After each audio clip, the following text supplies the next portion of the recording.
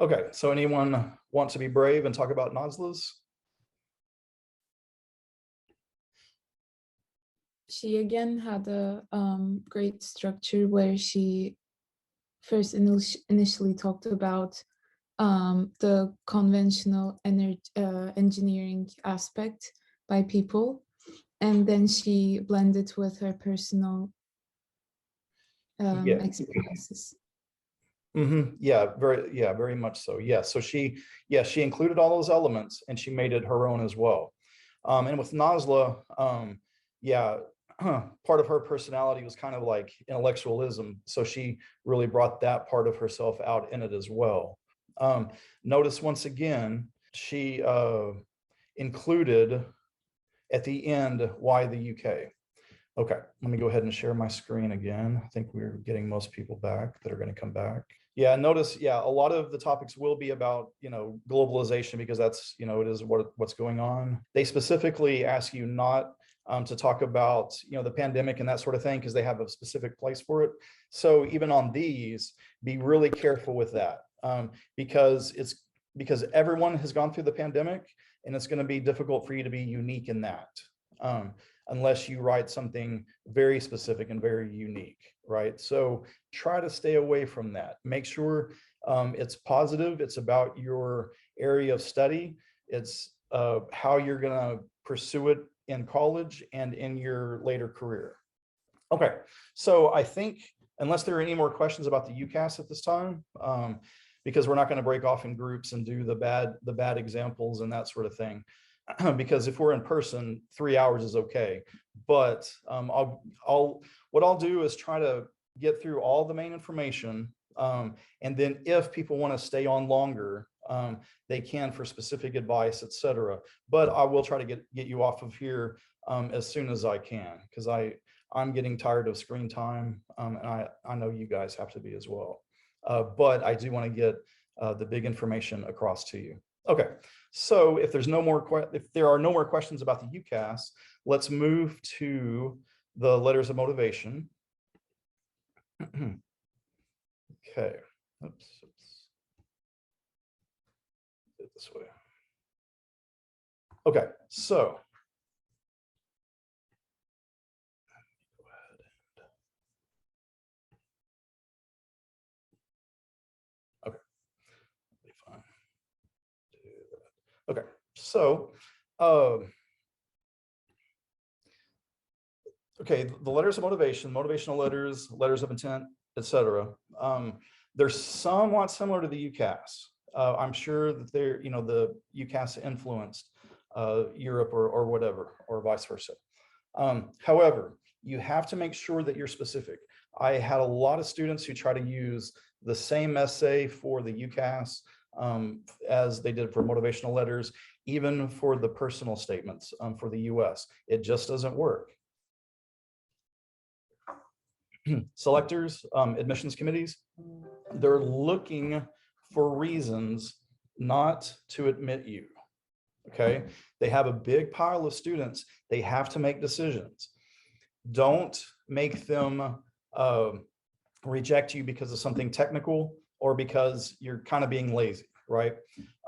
Make sure you're doing what's required of that university for your information. So yeah, it's somewhat like the UCAS, but specific. Don't repeat what you've already written in your CV, and you'll see that in almost every on every college site where they're talking about the motivational letter. Don't repeat what's on the CV. Now, if you need to expand on something, expound on something because it relates to the field you want to study, yes, of course, you need to elaborate. But don't just go through the list. Don't put all the list of your CV into sentence form and put it on here. I see that over and over and over with this and with the UCAS. Okay. Focus on strengths, not weaknesses. Everybody has weaknesses. They don't need to know about them here. You're not showing how humble you are or anything like that. There's no need for your weaknesses. Show your strengths. And also remember, even though it's the motivational letter, this is the one place where you can become a real rounded person to them. They need to see you as a person and want you to come to their school. All right. Pay very close attention to any specific requirements about the letter asked of you by the university, such as the word length, the format, the font size, etc. To what the, let's see, to whom the letter should be addressed, if there is that. Sometimes you just copy and paste it into a form, but pay attention to that if they have that. Where to upload it, etc. Don't get denied through a technicality. Okay, you can definitely inject some personality, but not as much as in a personal statement for the US universities. And it's best done in the first paragraph, but once again, refer to what they ask of you on their website. You have to do research, just like with the supplementals for the US applications. You have to do research into that university. And we'll look at specific reasons why in a minute. The length, often they're not specific, okay? However, that doesn't mean you can write 3 pages of information. They want to be excited about you. They want to see you as a person. And I know you as a student want to put everything out there that you possibly can, but don't be repetitive of what's on your CV. Don't re-say things, and don't write a lot of things that are boring. It really needs to be interesting and about you.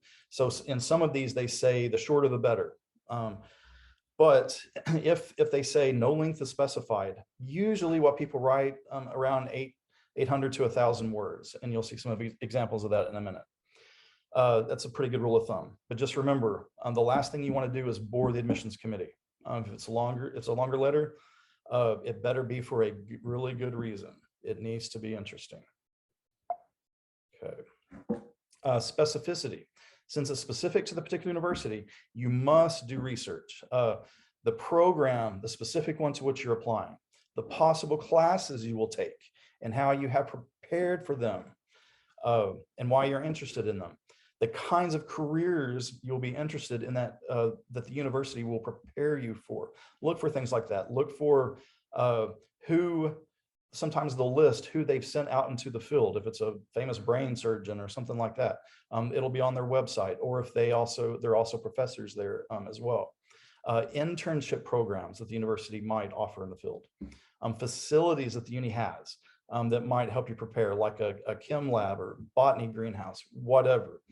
Some kind of facilities that only their university has that will help you in your career, in your studies and in your career. Projects and initiatives the university has undertaken, like making buildings energy neutral, like at Delft. Okay. So here are some examples, and let's go. Okay, here are some examples from the websites. So Bocconi, these are the requirements for the motivational letter. In the motivational letter, applicants are required, and the bold is mine, to indicate main reasons why they would like to study at Bocconi in a specific program. Don't be general, okay? If more than one program has been indicated in the online application, candidates are invited to specify their motivations and interests for each of the programs you choose. So there is a reason to go over, to go to the maximum type word length if there's more than one program that you already specified. And so here they say no specific format is required. A length of 1 or 2 maximum pages maximum is suggested, right? Here, quality, of course, is the main thing, not quantity. Don't just put a bunch of words because you think that it looks better if it's long, right? They read a lot of these. They see through BS. So don't just fluff up your essay. Make it count. Make every word count. Okay. Any questions about that so far? So here's Delft. And I think this is more for the MS track. But yeah, your motivational letter should be written in English. Please remember, quality is more important than quantity. Less is more. That is what they put on their website. That was not mine.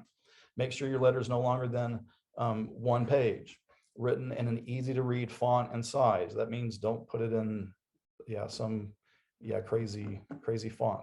You can write in your letter why you would like to go abroad.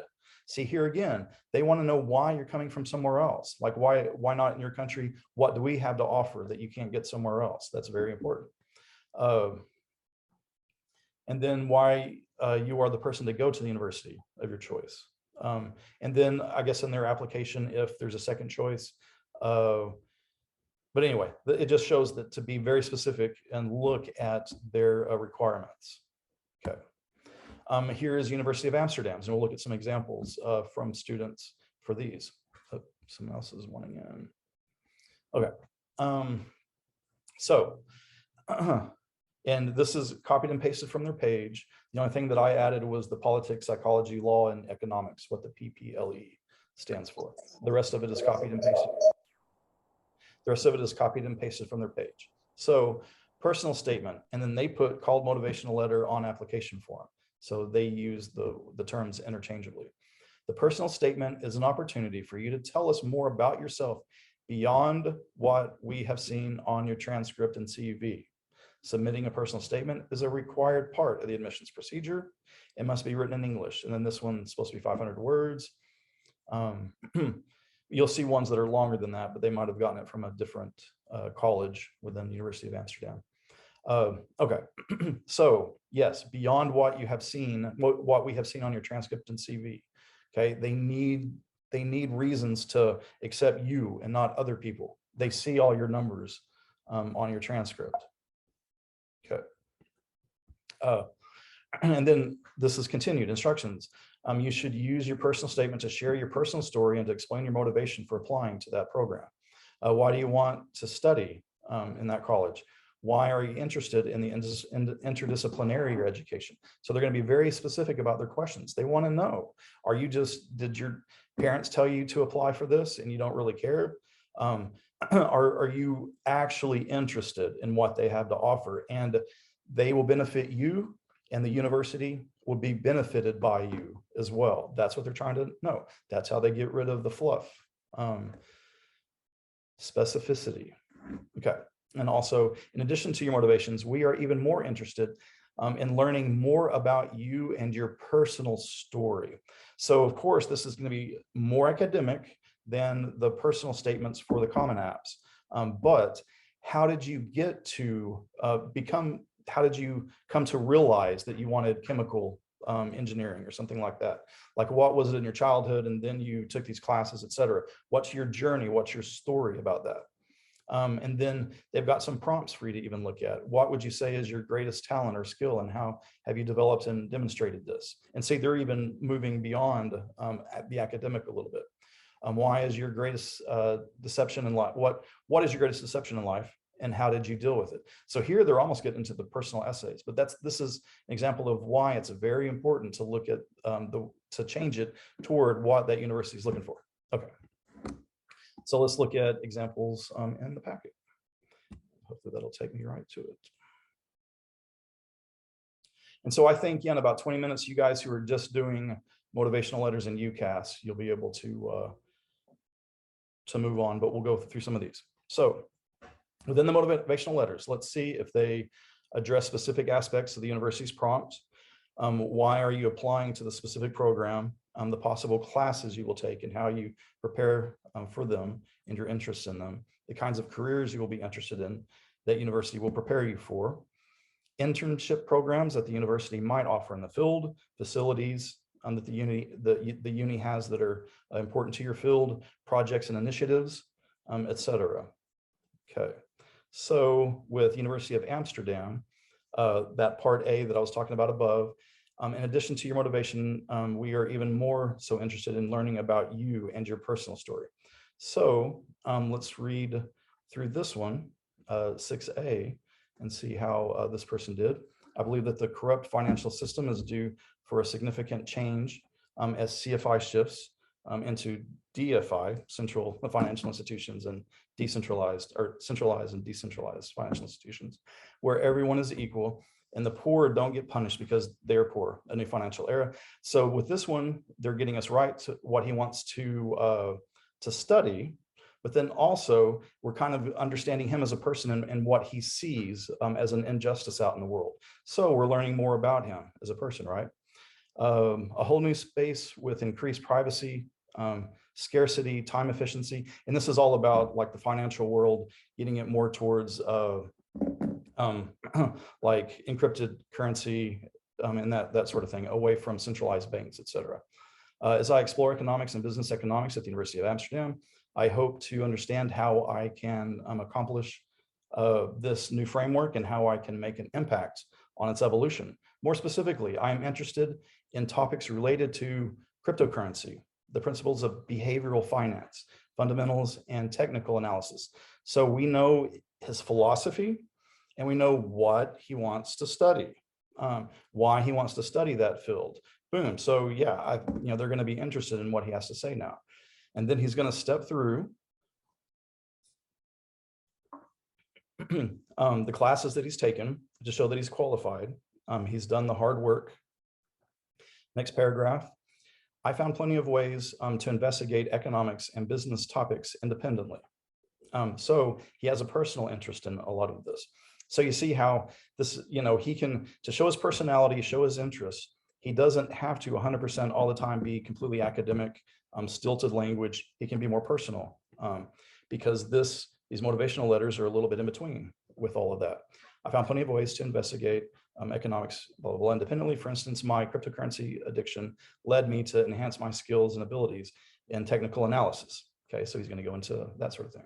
And then talk about Turkish citizens, etc. TikTok was a place where investors were uneducated and financially illiterate.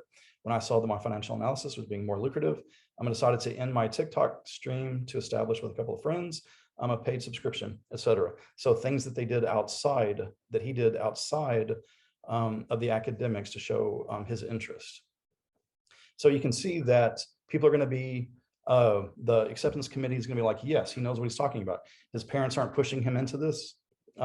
He knows what he's talking about. He's a legitimate candidate. Okay. And then it goes on from there. Let's look at, okay, so here I put his other example to a different university. I see industrial engineering. So on the next one, 6B. So this is an example of how you can take some stuff that you've already written, but repurpose it for a new university. It's not all completely the same. This is for industrial engineering. I see industrial engineering as a boundless expanding pathway between math, reason, and human interaction. Being a sociable and logical person who appreciates the accuracy of math, I thought I would be a good fit for this subject, as the way in which humanity is developing today causes a desperate need for logical reasoning, preeminent technical skills, and proper management, especially considering the current shift rendered the current shift renders us our greatest risk. Okay, so like Nasla on the UCAS, he's really flexing his intellectual muscle, but he's showing personality as well, right? And he's curtailed it to this other subject and done it well, showing this personality. Okay, let's look at another one. Look at 6C. I see industrial engineering as a boundless. Oh, yeah, so that's another repurposed one. Okay. So you can see how, yes, you don't have to completely write a new essay for every time you apply somewhere. You can repurpose, but make sure that you don't use the same kind of, you don't use the same information, the same paragraphs that the university is going to see in two different places, right? Be unique in that sense, but it would be impossible. If you're applying to the US through the Common App and to some other ones that don't use Common App in the US and the supplementals and the UCAS and the letters of motivation, you can't come up with something different every time. It's impossible. But you have to make sure that you are specifying it for that university, if it's not the Common App or the UCAS, and for that particular program, and also that you go over it closely, like all the different versions you have that you're sending out to different universities. You go over it closely, someone else goes over it closely, so that you don't accidentally leave the name of one university in for someone else's. That's an easy way to reject that essay and reject that application. Okay. So let's look at one more Bocconi one, and then I think, so on page 28, and I think I can cut you guys loose who are just doing motivational letters in UCAS. So For Bocconi, it says in the motivational letter, applicants are required to indicate main reasons why they would like to study Bocconi in a specific program. And we've read this already. No specific format, etc. The more I learn, the more I realize how much I don't know. Albert Einstein's words seem to articulate my approach to the world of economics. When I find, so boom, right from the beginning, we know what she wants to study, and flexing a little bit of intellectual muscle and personalizing it. Okay, we see this person as a real person. When I first discovered the discipline at school, I realized there is a lot to learn about how economics shifts the world. I subsequently decided that challenging myself would be the best way to immerse myself in it. Logically, I came up across sociology, and all of a sudden, everything that I had so far learned was brought to light. For as long as I can remember, I've wanted to know how everything works in collaboration, from understanding people's place and jobs in society to gaining a more global perspective. Okay, so now they're going to step through what they've done in school, more done in school, not just classes, but also outside of classes, other things that they've learned, mathematics, language, literature, some books that they've read, etc. So going outside the Pell a little bit. And then, well, of course, yeah, 1984 and Grapes of Wrath, you can always find some economic aspects of those. Okay, and so yeah, all the other things that they've done besides classes in school and things they've done themselves, they're, of course, if you've listed things like you've gone to, as she says on the next page, Kadir Has University for a program, if you're going to put it here, expand on what you talked about in your CV, make it come alive, show your personality through it, etc. She strengthened her communication and presentation skills. Okay, that's how she showed, through that university, and that's what all the good ones do. Okay. Oh, I do. This always comes up every year. If we go back, I'm going to go back to this. Oh, yeah, went too far. I do this in other parts, but I wanted to address British Standard English and American Standard English before I let you guys, the other people, go for this. So people are sometimes worried because they'll spell, especially the word analyze, it's used so much in color. They'll see the little blue squiggly lines as they're writing it on their document, and they're like, wait, they say that it's misspelled. Oh, this is the British form. Okay, don't stress too much about British Standard English and American Standard English, even if you're submitting to the UCAS or to the motivational letters. However, as best you can, be consistent with how you do things. That's the main thing, be consistent. So with British Standard English, you have all the OURs instead of the ORs. I put a list of some of the things, and this isn't all that big of a deal. But if you put color with an OUR and you say honor later, it's good to go ahead and put OUR with that later as well. Another part of that is with quotation marks and italicizing. So with either the US or the UK, if you have a long work like a book, a movie, something like that, you italicize it. And that's become true of the UK as well. Something short, you put it in quotation marks. So poem titles, chapter titles, songs, like Golden Child or Fire and Ice, etc. The US, you use double quotes. In the UK, you use single quotes on things like that. Also with with speech, you start with double quotes. In the US, you start with single quotes in the UK. Doesn't matter which one you use, be consistent. What's going to throw the people off is if you have something long and you put one of it in italics. You put a book title in italics, and then the next time you give a book title, you put in double quotes. The next time you put a book title, you put in single quotes. They're going to think, they've been copying and pasting, or they don't know what they're doing. This is really choppy. At any rate, it's making me step outside reading this thing. Okay. The main thing is consistency. You can do American Standard English, put double quotes every single time. and as much as you can. It's not that big of a deal if you put apologize with a Z, one time, and then you do analyze with an S. That's not that big of a deal, but go through it closely, fix those little things. You never know. You may get one of those crazy grammar people that are very particular, but that's not that big a deal. But it comes up every single year with a lot of students, especially those who are applying US and the UK. Okay, so let's see. Yeah, so I think that's, oh, and then for those who are worried about the UK, whether they actually are going to italics for long works like art, movies, books, etc. I'm running out of time again. Yeah, there's the justification. So, okay, now then, if you're not going to do call it common apps and things like that, you can go ahead and go. If you have any questions about anything that we've covered, go ahead and let me know right now. Are there any questions? Oh, okay. So yeah, you guys who want to go ahead and go now, you're definitely welcome. I've got about 10 minutes before I get kicked off of here again, but I think probably another hour, and we'll probably can be done with this completely. But I have a question. Which topics are left after now?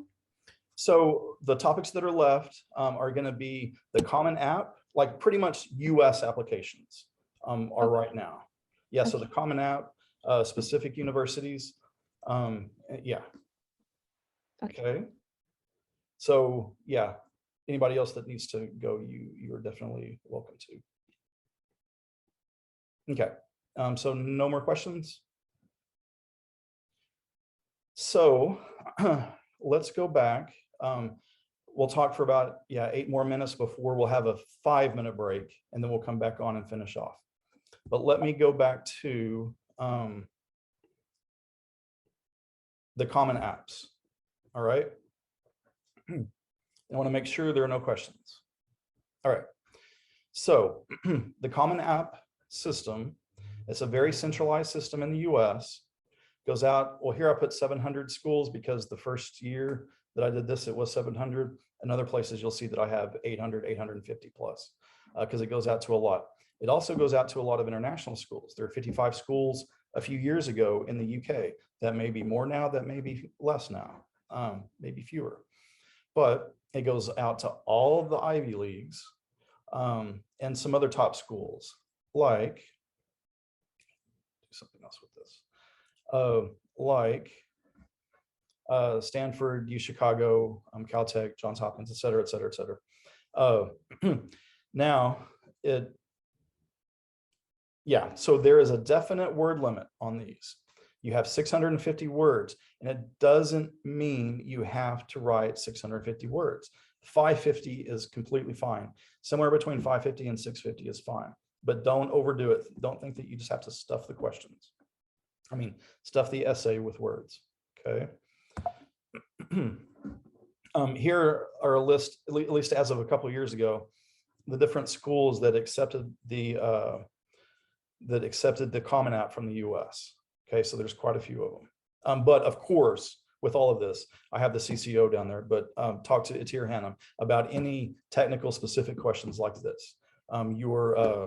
Your college counseling office, wherever you are, or Atir Hanum. They're the ones who will know the details of these. I'm more the essays person. Okay, so now here are, I'll have time to go through the prompts for this year, and then we'll probably take a 5-minute break. So every year they give you 6 or 7 prompts. They're usually pretty much the same every year. They changed one. They changed question number 4 this year. Let's go maybe that. So number 1, some students have a background, identity, interest, or talent that is so meaningful they believe their application would be incomplete without it. If this sounds like you, then please share your story. Okay, background, identity, all right, interest, talent, something like that. There have been some really good essays about this in the past, like someone from an Alevi village who came to school in Istanbul and that sort of thing. It was really good, talking about their grandmother. But remember that these are much more narrative, okay? Now, don't go too narrative. Don't just tell a story about other people, okay? That becomes a problem as well if I don't, or if, if you're not aware of that from the beginning. So each one of these, once again, it has to show who you are as a person. You need to step out of the page and convince the person to accept you into the school. Okay, round yourself off. Make yourself a real person. It's very, very important. We would get a lot of acceptance committee members come to the school and talk to us. And this is, every one of them said this. I mean, they have stacks of applications, right? That all look the same. They're all words on pages. But if you make, yourself come out of that page, that's who they remember, right? Okay. Number two, the lesson we take from obstacles we encounter can be fundamental to later success. Recount a time when you faced a challenge, a setback, or failure. Please don't make this a very trite one that are used a lot, especially don't use COVID here. And I'll talk about it later, they put a very specific place for you to put a COVID story if you need to tell it. Here is not the place to tell a pandemic story, unless it's extremely specific and rare to you, okay? But I would stay away from it. How did it affect you and what did you learn from the experience? Reflect on a time, number three, reflect on a time when you questioned or challenged a belief or idea. What prompted your thinking? What was the outcome? Number four, yeah, so reflect on something. I think maybe they put this new one in to get you away from thinking about pandemic, maybe. Number four, reflect on something that someone has done for you that has made you happy or thankful in a surprising way. How has this gratitude affected or motivated you? Okay. Notice that this is an extremely personal story, okay? But it should show you as a person, round you out as a human being. But yes, this should be a positive one. Number five, discuss an accomplishment, event, or realization that sparked a period of personal growth and a new understanding of yourself and others. This is a very good one because those are things that they want to see, that you can overcome a challenge. If you're going to go off to school in the US, that you're cool. Like two of the big things on this essay, are you cool with things you're not used to, diversification, et cetera. And can you adapt very well, okay? So, and if you can go through personal growth, because that's what college is about, all right? It's not just about the specific, about the academic portion of it. Okay, number six, describe a topic, idea, or concept you find so engaging, it makes you lose all track of time. Why does it captivate you? What or who do you turn to when you want to learn more? So you can explore academic topics here, but it needs to be personal. It needs to be about you.